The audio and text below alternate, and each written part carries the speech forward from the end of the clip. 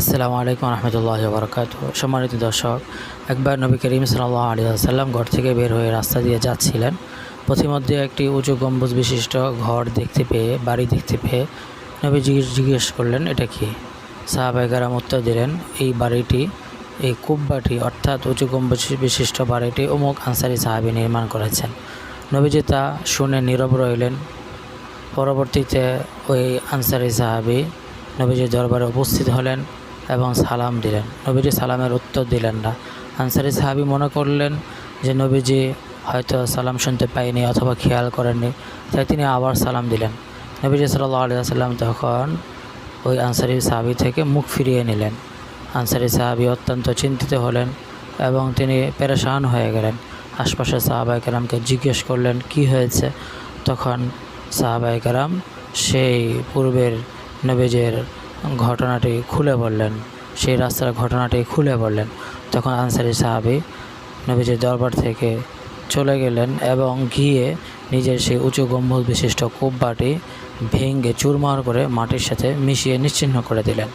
পরবর্তীতে নবী করিম সাল্লাল্লাহু আলাইহি ওয়াসাল্লাম ওই বাড়ির পাশ দিয়ে রাস্তা দিয়ে যখন যাচ্ছিলেন, ঘরটি দেখতে না পেয়ে, উঁচু গম্বুজ বিশিষ্ট কুব্বাটি দেখতে না পেয়ে সাহাবায়ে কেরামকে জিজ্ঞেস করলেন, ঘরটি কোথায়? তখন সাহাবায়ে কেরাম সেই আনসারী সাহাবীর বিষয়টি খুলে বললেন। নবীজির অসন্তুষ্টির কারণে আনসারী সাহাবী ঘরটি ভেঙে চুরমার করে মাটির সাথে মিশিয়ে নিশ্চিহ্ন করে দেওয়ার বিষয়টি জানালেন। তখন নবী করিম সাল্লাল্লাহু আলাইহি ওয়াসাল্লাম বললেন যে, দেখো, প্রত্যেক নির্মিত ঘরই মানুষের জন্য বিপজ্জনক, আশঙ্কাজনক। তবে ওই ঘর ব্যতীত যে ঘরটা একান্ত নিতান্ত প্রয়োজন এবং অপারগতার কারণে, বসবাসের কারণে নির্মাণ করা হয়ে থাকে, ওই ঘর ব্যতীত যত ঘর আছে প্রত্যেকটা ঘর মানুষের জন্য বিপজ্জনক। সম্মানিত দর্শক, এখানে মূলত নবীজি অসন্তুষ্ট হওয়ার